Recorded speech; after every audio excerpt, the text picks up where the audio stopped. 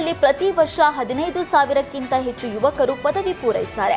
ಆದರೆ ಕೇವಲ 3,000 ಮಂದಿಗೆ ಮಾತ್ರ ಯುವ ಶಕ್ತಿ ಯೋಜನೆ ತಲುಪ್ತಾ ಇದೆ.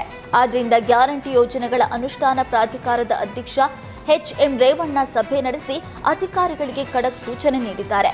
ಯುವ ನಿಧಿಯನ್ನ ಎಲ್ಲಾ ಯುವ ಜನತೆಗೆ ಮುಟ್ಟಿಸಿ ಸರಿಯಾದ ವರದಿಯನ್ನ ಸಲ್ಲಿಸುವಂತೆ ಸೂಚನೆ ನೀಡಿದರು. ಸಭೆ ಬಳಿಕ ಮಾತನಾಡಿದ ರೇವಣ್ಣ, ಮುಖ್ಯಮಂತ್ರಿ ಸಿದ್ದರಾಮಯ್ಯ ನೇತೃತ್ವದ ರಾಜ್ಯ ಸರ್ಕಾರದ ಪಂಚ ಗ್ಯಾರಂಟಿಗಳು ಜನರ ಬದುಕಿಗಾಗಿ ಇದೆಯೇ ಹೊರತು ಮತಗಳಿಕೆಗಲ್ಲ. ಆದರೆ ಬಿಜೆಪಿ ಮಾತ್ರ ಜನರ ಭಾವನೆ ಕೆರಳಿಸುವ ರಾಜಕೀಯ ಧ್ಯೇಯವನ್ನಷ್ಟೇ ಹೊಂದಿದೆ. ಕಾಂಗ್ರೆಸ್ ಪ್ರಣಾಳಿಕೆಯಲ್ಲಿ ನೀಡಿದ 165 ಭರವಸೆಗಳಲ್ಲಿ ಎಲ್ಲವನ್ನು ಈಡೇರಿಸಿದೆ ಅಂತ ಹೇಳಿದರು.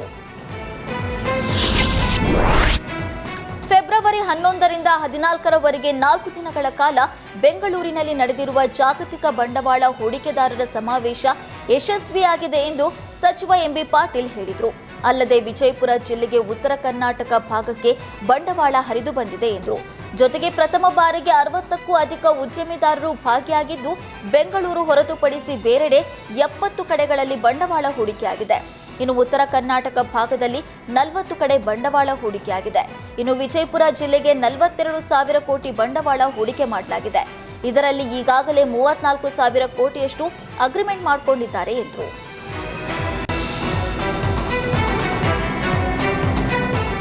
ರಾಮನಗರ ಜಿಲ್ಲೆಯಲ್ಲಿ ಕಾಡಾನೆಗಳ ಉಪಟಳ ಮುಂದುವರೆದಿದೆ.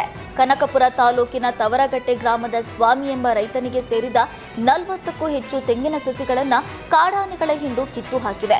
ನಾಶವಾದ ಬೆಳೆ ಕಂಡು ರೈತ ಕುಟುಂಬ ಕಣ್ಣೀರಿಟ್ಟಿದ್ದಾರೆ. ಇತ್ತ ರೈತರಿಗೆ ಸ್ಪಂದಿಸದೆ ಅರಣ್ಯಾಧಿಕಾರಿಗಳು ಉಡಾಫಿ ಉತ್ತರವನ್ನು ನೀಡುತ್ತಿದ್ದಾರೆ. ತಕ್ಷಣವೇ ನಷ್ಟವಾದ ಬೆಳೆಗೆ ಸೂಕ್ತ ಪರಿಹಾರ ನೀಡುವಂತೆ ರೈತರು ಒತ್ತಾಯಿಸಿದ್ದಾರೆ.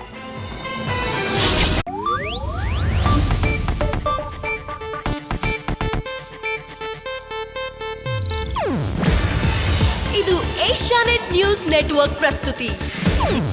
ನೀವು ನೋಡ್ತಿದ್ದೀರಾ ಏಷ್ಯಾನೆಟ್ ಸುವರ್ಣ ನ್ಯೂಸ್.